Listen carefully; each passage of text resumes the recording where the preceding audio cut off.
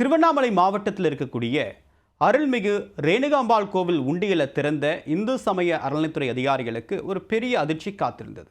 வழக்கமாக பணம், தங்க நாணயங்கள், வெள்ளி நாணயங்கள் இருக்கக்கூடிய உண்டியல்ல இந்த முறை ஒரு சொத்து பத்திரமும் இருக்கு.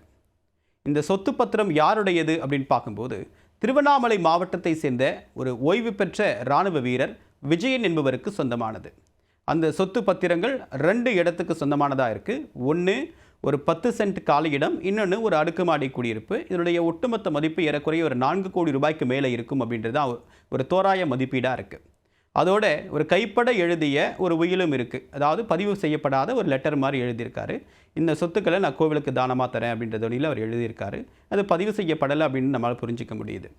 இந்த சூழ்நிலையில் இந்த சொத்து பத்திரத்தை அந்த உண்டியலில் செலுத்துவதன் மூலமாக அந்த சொத்துக்களும் கோவிலுக்கு தான் சொந்தமா அப்படின்ற ஒரு கேள்வி இப்போ பொதுவாக எழுந்திருக்கு.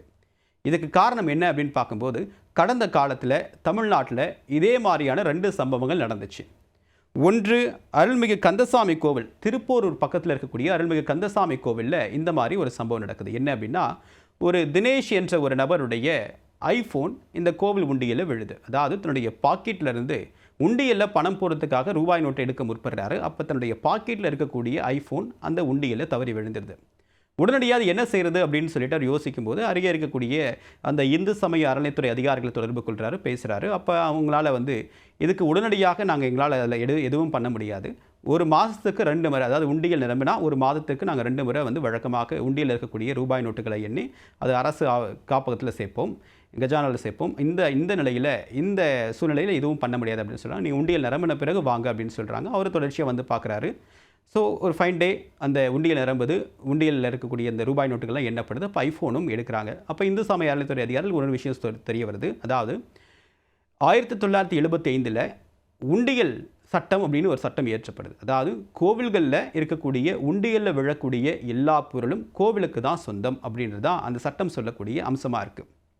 அப்படி பார்க்கும்போது இந்த உண்டியலில் விழுந்த அவர் தெரிஞ்சு விழுந்ததோ தெரியாமல் விழுந்ததோ, ஸோ அதன் அடிப்படையில் பார்க்கும்போது இந்த ஐஃபோன் கோவிலுக்கு தான் சொந்தம், கடவுளுக்கு தான் சொந்தம் அப்படின்றது தான் இந்து சமய அறநிலைத்துறை அதிகாரிகள் எடுத்த முடிவாக இருக்குது. ஆனால் அவருடைய சூழ்நிலையை கருத்தில் கொண்டு உங்களுக்கு 2 வாய்ப்பு தரோம். ஒன்று, சிம் கார்டு உங்கள்கிட்ட கொடுத்துறோம், டேட்டாவையும் நீங்கள் ட்ரான்ஸ்ஃபர் பண்ணிக்கோங்க, அதுக்கு நாங்கள் பெர்மிஷன் தரோம் அப்படின்னு சொல்கிறாங்க. விழுந்தது ஐஃபோன் ஆச்சே, அதனால் எனக்கு ஐஃபோன் வேணும் அப்படின்னு சொல்லிட்டு அவர் கேட்குறாரு. உடனடியாக சரி, இதுக்கு வேறு என்ன வாய்ப்பு இருக்குது அப்படின்னு சொல்லிட்டு மேலதிகாரிகிட்ட பேசுகிறாங்க. இந்து சமய அறநிலைத்துறை அதிகாரி நிறைய பேர் கலந்து ஆலோசித்து அமைச்சர்கிட்ட இந்த விஷயத்தை கொண்டு போகிறாங்க. அமைச்சர் இந்த விஷயத்தை பற்றி ஆலோசித்து முடிவெடுக்கிறதா சொல்கிறாரு. ஸோ சட்டத்தின் அடிப்படையில் அந்த ஐஃபோனை அவர்கிட்ட கொடுக்க முடியாது. அடுத்ததாக என்ன வாய்ப்பு அப்படின்னு பார்க்கும்போது இந்த கோவிலில் உண்டியலில் விழக்கூடிய சில பொருட்களை ஏலம் விடுவாங்க. ஏலத்தின் போது யார் அதிக தொகைக்கு இந்த பொருளை எடுக்கிறாங்களோ அவங்களுக்கு இந்த பொருள், அந்த காசு கோவிலுக்கு வந்துடும். இதுதான் சட்டம் வரையறுத்திருக்கக்கூடிய மாற்று வழிமுறை. ஸோ அப்படி பார்க்கும்போது அந்த ஐஃபோனை ஏலத்தில் விடுறாங்க. அப்போ அவருக்கு முன்கூட்டியே தகவல் தெரிவிக்கிறாங்க, நீங்கள் வாங்க இந்த மாதிரி ஏலத்தில் விடுறோம், வேறு யாரும் எடுக்கலைன்னா நீங்கள் கூட எடுத்துகிட்டு இந்த ஐஃபோன் நீங்கள் எடுத்துகிட்டு போயிடலாம் அப்படின்னு சொல்கிறாங்க. ஸோ இறுதியாக ஒரு 10,000 ரூபாய் ஏலத்தில் தான் அந்த ஐஃபோனை எடுக்கிறாரு. 10,000 ரூபாய் இந்து சமய அறநிலைத்துறைக்கு அந்த ஏலத்தில் எடுத்ததற்கான தொகையை கொடுத்துட்டு தான் அந்த ஐஃபோனை அவரால் மீட்க முடியுது.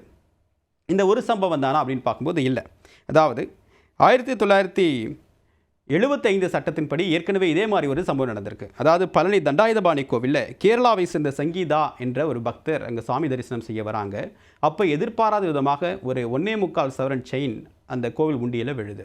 இதே மாதிரி அவங்க ரொம்ப கஷ்டப்பட்டு போராடி பார்க்குறாங்க. தெரியாமல் தான் விழுந்துச்சு, நான் போடணும்னு நினைக்கல, தெரியாமல் விழுந்துச்சு, எனக்கு அந்த செயினை மீட்டு கொடுங்க அப்படின்னு சொல்லி எவ்வளவோ போராடி பார்க்குறாங்க. ஆனால் அந்த சட்டம் ஏற்கனவே அமலில் வந்ததன் காரணமாக அந்த செயினை உங்களுக்கு தர முடியாது அப்படின்னு சொல்கிறாங்க.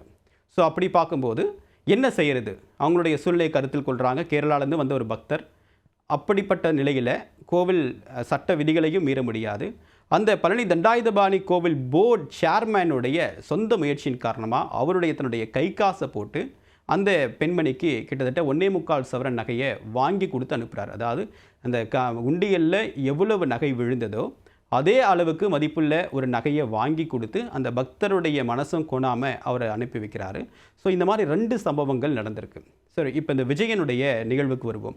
விஜயன் இந்த பத்திரத்தை ஏன் கோவில் உண்டியலில் போடுறார் அப்படின்றது ஒரு முக்கியமான காரணம். அவருடைய சொந்த பிரச்சனை தான். அதாவது அவர் ஓய்வு பெற்ற இராணுவ வீரராக இருந்தாலும் கூட கிட்டத்தட்ட ஒரு 10 வருடங்களாக தன்னுடைய குடும்பத்தாருடன் ஏற்பட்ட கருத்து வேறுபாடு காரணமாக அவர் திருவண்ணாமலையில் தனியாக தான் வசிக்கிறாரு.